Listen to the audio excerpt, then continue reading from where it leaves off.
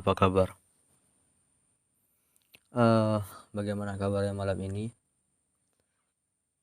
Lagi-lagi aku berharap teman-teman dalam keadaan baik-baik saja ya. Tapi kita nggak boleh juga sampai menolak kegalauan-kegalauan yang terjadi kepada kita, karena itu sesuatu yang normal. Sekali lagi kita hanya seorang manusia, ya nggak sih? Hmm. Setiap orang memiliki mindset dan pemikiran yang berbeda-beda. Tugas kita tidak menghakimi mereka, tapi kita memberikan masukan. Ya kadang kita nggak tahu yang mana yang benar dan yang mana yang salah. Maksudnya kayak gini. Aku pernah mendapat mata kuliah filsafat, di mana dosenku pernah bilang gini, apa yang kamu lihat di warna ini? Apa yang kamu lihat di warna papan tulis ini? Teman-teman sekelas pada menjawab, ini putih. Oke, what is it? Ini putih. Terus dia menjelaskan lagi. Dalam sebuah penelitian mengatakan, setelah diperbesar dengan menggunakan Microsoft ya, eh, semakin dekat dia berubah menjadi hijau. Dan semakin dekat lagi dia berubah menjadi hijau. So, dosennya bertanya lagi, jadi kalian percaya ini warna putih atau hijau? Ya, kadang kebenaran itu nggak pasti loh. Apa yang kita lihat di mata kita belum tentu benar. Dan apa yang terjadi dengan sesuatu di balik itu adalah sesuatu misteri. Kebenaran adalah sesuatu yang sulit. Tapi kita bisa meyakini itu dengan mempercayai bahwa itu benar adanya. Kalian apa kabar? Bagaimana hubungannya? Bagaimana keadaan keluarganya? Bagaimana kabar orang tuanya yang sedang dalam keadaan bahagia? Semoga tetap aja bahagia. Yang keadaan sedih, semoga tetap tidak bersedih lagi. Dan kita bisa enjoy menikmati hidup ini.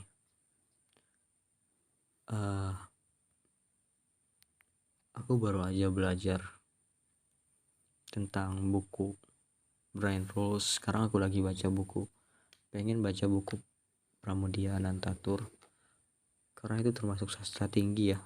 Katanya waktu tahun 98-an itu, zaman Orde Lama itu, buku itu cukup dicekang pembaca, bahkan oleh mahasiswa.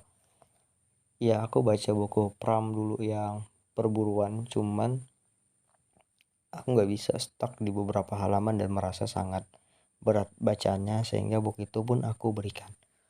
Nah sekarang aku mencoba lagi baca buku Pram, judulnya Perawan Remaja dalam Cengkeraman Militer, Catatan Pulau Buru, karangan Pramudia Anantatur. Buat teman-teman yang udah baca tolong ceritain dong. Ya kadang dalam hidup ini, kenapa kita bisa iri dengan orang lain? Maksudnya kenapa kita lelah memikirkan hidup orang lain? Karena kita memang tidak bisa hidup sendiri. Perasaan-perasaan dengki normal gak sih?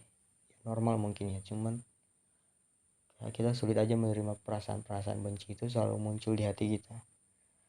Dan yang paling parah adalah ketika kita menganggap kebencian itu sebagai sesuatu yang normal. Ketika hati kita sudah rusak, hati kita sudah mati, ketika kita menormalkan sesuatu yang mungkin dianggap salah oleh norma-norma masyarakat dan nilai-nilai masyarakat yang berkembang di masyarakat sekitar. Karena kadang sesuatu yang benar-benar benar itu tidak perlu dikasih tahu. Misalnya kayak gini, aku mau mencuri, nggak perlu diajarin sama siapapun, hati aku udah bilang ini nggak boleh, ini salah. Sebagaimanapun aku bilang, hati kita itu bilang ini nggak boleh, ini nggak bagus, ini nggak baik. Tapi kita selalu egois dan melawan kata hati kita yang selalu berkata benar itu. Ya enggak sih? Ya ini mungkin terdengar random, tapi ada di mana ketika kejahatan itu dilakukan berulang-ulang, hati kita akan menganggap itu, otak kita akan mendominasi dan menganggap itu sebagai sesuatu kenormalan.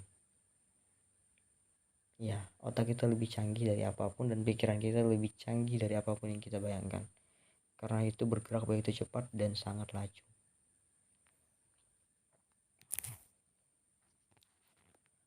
Aku nggak tahu mau cerita apa, cuman karena udah jam 3 subuh, hari ini hari Jumat, aku bangun tadi setengah malam, tidurnya jam 8 sih. Jadi aku pengen cerita aja kepada teman-teman kalau aku sebenarnya lagi bingung. Semoga bingung banget jadi fresh graduate, jadi sarjana baru. Bukan sih, baru selesai sidang skripsi, cuman lagi bingung mau ngapain. Karena aku bukan salah satu mahasiswa prestasi yang ada di kampus yang diundang ke beberapa perusahaan mungkin, dan aku harus berjuang lebih dari orang lain. Ternyata aku sama aja seperti manusia kebanyakan.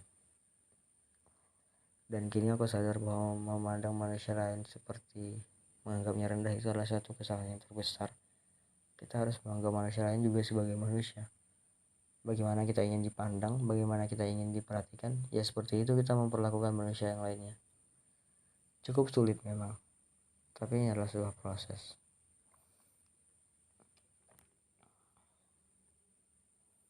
Apapun itu, aku harap teman-teman dalam keadaan baik-baik saja. Teman-teman jika punya cerita, tolong dong share. Nggak tahu, semoga. Oh ya, aku baru aja nonton tentang nama channel YouTube-nya Truly. Jadi dia tentang cerita-cerita orang yang terlahir berbeda, born different ya. Ada yang tidak mempunyai kelamin, ada yang tidak mempunyai kolagen. Maksudnya kolagennya dikit sehingga dia lebih cepat tua. Kemudian ada yang memiliki autisme dan sebagainya, dan aku merasa sedih, prihatin, tapi sebenarnya aku layak gak sih mengasihani mereka? Maksudnya mungkin mereka sudah berjuang untuk tidak diperhatikan sebagai orang yang dikasihani, tapi sebagai orang yang mempunyai kekuatan, karena mereka jauh lebih kuat daripada apa yang aku bayangkan. Seharusnya aku kasihan kepada mereka karena aku kasihan kepada mereka. Seharusnya aku kasihan kepada diriku karena aku telah kasihan kepada mereka. Ya gak sih? Ya udahlah ya.